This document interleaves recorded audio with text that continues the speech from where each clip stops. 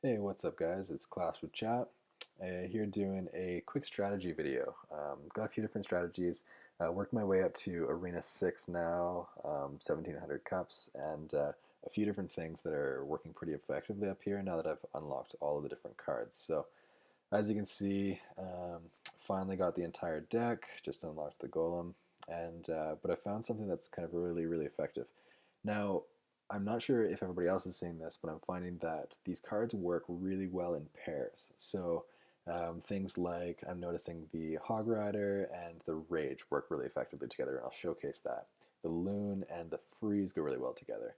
Another combination I'm going to show is the Prince and the Minion Horde, and I found that the Minion Horde also works well with the Giant Skeleton. So there's a few different variations of this, um, but I'm really finding that these cards need to be saved in pairs. And you'll see the high end guys, they're all basically waiting for their elixir to fill up before they're deploying anything. Actually, just got posted, my clan notified me. Godson had posted a video against me actually when I was back at Arena 3 or Level 3 or whatever. He took the video down, but showed a lot of weaknesses. Kudos to Godson for that. Hopefully the video goes back up, but who knows?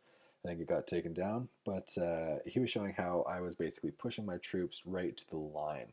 And I actually still am doing that. It seems to be working on a few of these newer strategies, but it definitely wasn't working back in the old days. So who knows? These strategies might change from level to level, but this is what's really working now. So we'll show that. So let's go do a few replays, and I'll kind of take you through what I'm thinking at that time. So this, actually, sorry, this is the wrong video. This was just an internal battle. We'll just get into that one. It's just practice run, not the one I want to show. Here is the one. Okay, so level 8 versus level 8, pretty fair match.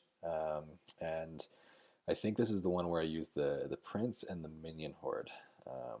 You can kind of see. So he's going to take his wizard off to the right. I know that it's not really going to be much of an issue. So what I do is I send the Prince and then the minions as well. They just clean up like almost immediately, and he's out of elixir pretty much very quickly. So as you can see, he's surprised, and that first tower is down with that initial push. So really kind of overpowered. I'm still finding the Prince is very overpowered, but there is ways that you can take care of that with a skeleton army. Luckily, he didn't have that. And so with the minion horde, though, following on that, there's not really much that you can do. Now, this is the second variation. So as you can see, my deck actually has two of these different attack strategies. And then I'm also actually prepped with a defense strategy with that cannon as well. So not the cannon, the rocket. So this is actually the second different offensive strategy I've got. And you can see that I've raged my hog there. So the problem with a hog is that you need it to get to that tower very quickly before the other troops have time to take it down. So that's what I've done here is you just basically rage it. He gets in there super quick, and then I actually use the freeze spell on that as well. So you can see that we're less than a minute into this raid. He's going to take out one of my towers with just purely the expo. I just ignored it because I was doing so well offensively. But as you can see, there is definitely a lot of value into using those two different attack strategies: the Prince and the minions, and the Hog and the Rage, taking out half of his King Tower with just using 4 troops, I guess, plus the Inferno there. So we're now resetting. Going to go on that second strike, try to take down. I think this replay goes on for a while. It goes back and forth and back and forth. Sometimes we play offense, sometimes we play defense. Now, one thing I do want to mention, you saw I just basically took that loon and he went up to try to take out that third tower. What I usually like to do is the loon goes with the freeze, and I'll show that in a future video or a future attack in this video. But because I already used that freeze on the hog on the king before, I knew that basically those two cards no longer match, so I might as well clear the loon, make room for some of the other troops.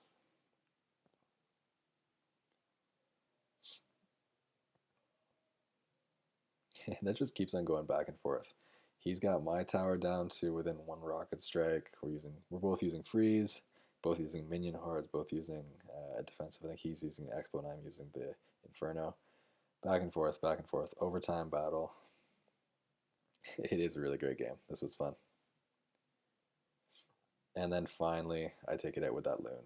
There's just too much power right there. So really, really great battle. Kudos to this guy. He put up definitely a good match, and it was exciting to have that kind of battle. Usually it's a little bit more one-sided, but that was really fun. Open up free. Good stuff. Okay, next one I wanted to do is, I guess I could take you through my defeat, but what I'll do is I'll go through the victories first, just because I know more about those and how I actually won them. So let's go do this one. This one actually was important because this is actually one of the other offensive strategies that I've really been seeing a lot of. So if you saw his deck going into this, you'll see that he's got the two huts. He's got the Goblin hut and he's got the Barb hut. So those are basically going to just constantly replenish troops, and it's going to make it really, really difficult for me to defend against that when he's not only got those troops creating themselves, or those huts creating the troops, but he's also then deploying the new cards against me. So that's a really effective strategy that I've been seeing. But luckily, I've got the rocket, and as you can see, that's my next card available. So when he starts playing down those huts, I can basically take those out really easily. Seeing a lot of freeze spells used up in this level as well.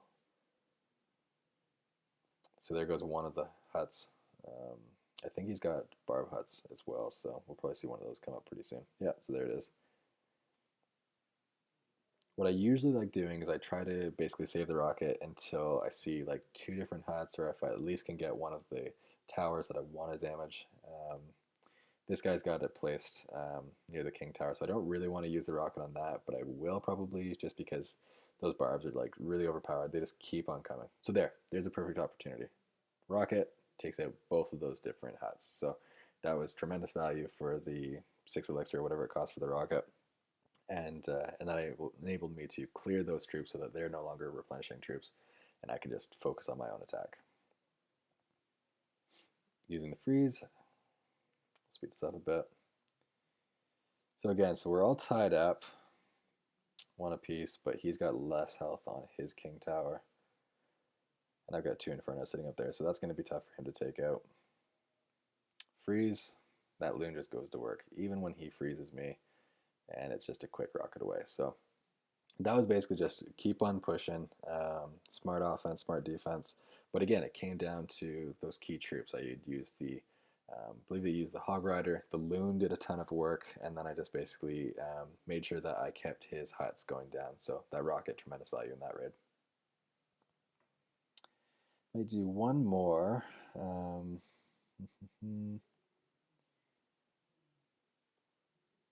Yeah, I guess we'll just go through these. So this one's a little bit outmatched. I've got 8 against his 6. Let's see how this goes. So there you go. So that was the Hog Rider against, and as well as the Rage, and then I did a freeze as well. And you can see just with those 3 placements, card placements alone, his 1 tower is down to 166 hit points. So really great value for that, and that's like a first strike attack. So he's going to come back. He's got lots of elixir saved. He'll take down the Inferno pretty quick. But then it's back to us. Our turn again. We're getting replenished, saving up our troops. We've got our loon, we've got our hog. We're ready to go for a second strike.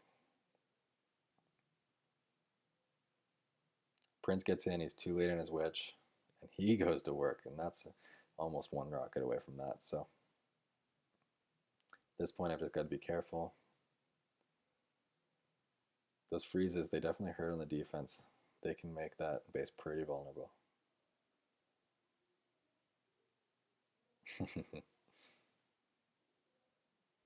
I'm thinking that I'm in trouble at this point. I have 0 elixir already. I need way more to help defend this king tower. I go in, the hog goes to work. And at this point, I think, yeah, no, I played defense a little bit longer. And then I go for the offense. That loon goes in. He's going to go to work.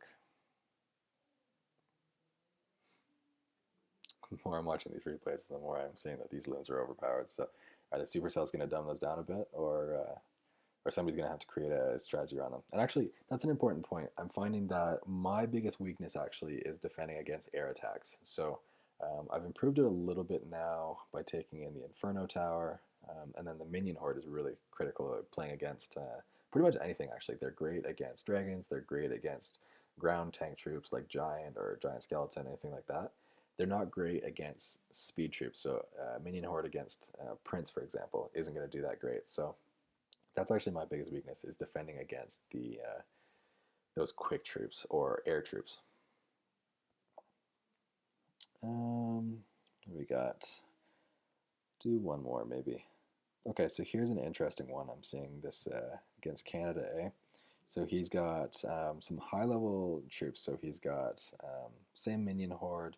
He's got a P.E.K.K.A. He's got the Mirror, which is an interesting troop, and then he's got the Barb Hut. So let's go in. We'll just do one more against. Yeah. Let's do one more against him. Actually, no. You know what? We'll do two more. I know this video is going to go on a little bit longer than most of my videos, but these are good attacks.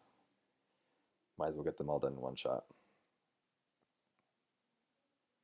So as you can see in my bottom, when I get like an Inferno, I'm going to place that first just to get it out of the way and help defend, because I like to pair the Loon with the Freeze and the Hog with the Rage, and I didn't have either of those pairs out of the gate. So, and I usually like to keep the rocket until I see one of his Barb Huts or something that I can take out with an easy shot. So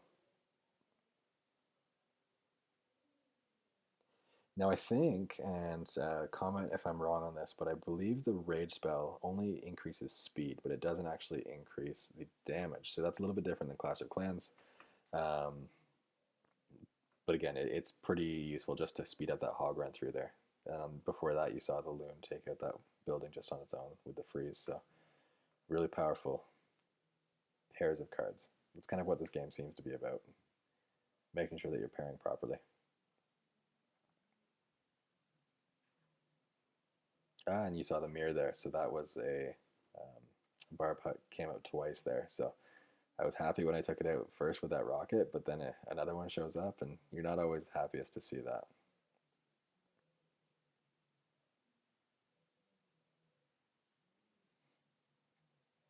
Back and forth here for a bit.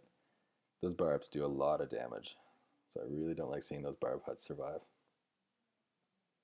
2-pack is running in there. I thought I was in trouble at this point. That's a lot of tank coming in there. Luckily, we're in overtime, and the Hog goes to work, runs in, takes out that quick damage. Okay. We saw that one.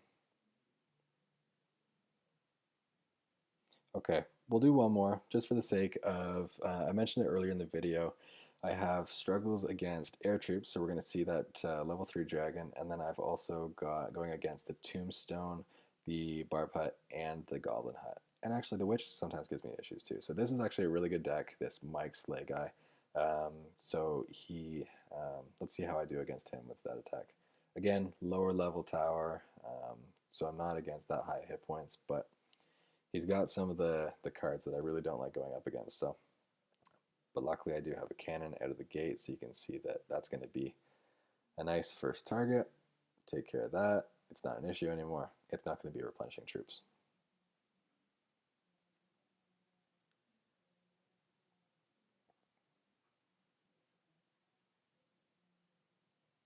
There's that that army, or the skeleton army goes against that prince and just completely immobilizes them.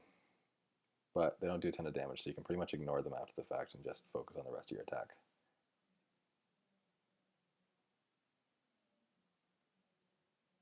Same with the dragon. He's not that powerful against the towers. Speed this up a bit. Okay, so there goes the hog with the rage. We need him to go nice and quick. He gets froze, unfortunately, but he still does quite a bit of damage. Oh, there, I screwed up that freeze, completely wasted it. 2 huts taken out there. There's that minion horde going to work against that skeleton giant. Back and forth and back and forth. It's a good deck. This is pretty evenly matched, but again, that hog just goes in. That's what most of my damage has been caused by. There's that loon. We'll go and tweak that last that second hut anyways. And there's the match. So he had a lot of troops coming, but luckily I was able to squeak that one out really quick. So anyways, that's I think that'll be it for the video. Again, these are some pretty high level strategies, but I really recommend trying to find at your level pairs of cards that you can play. So you get 10 elixirs to use. Usually you can play 2 with that. Play with sending them out behind your towers versus at the line. I'm finding a lot of success without the line, but lower arena levels, maybe that's not working as well. So look forward to seeing how the game progresses, how it changes, different strategies. This has been a lot of fun. We're only about a week in, so kudos. It's a great game, and yeah, looking forward to bringing more videos and seeing how the game changes. Thanks a lot, guys. Have a good night.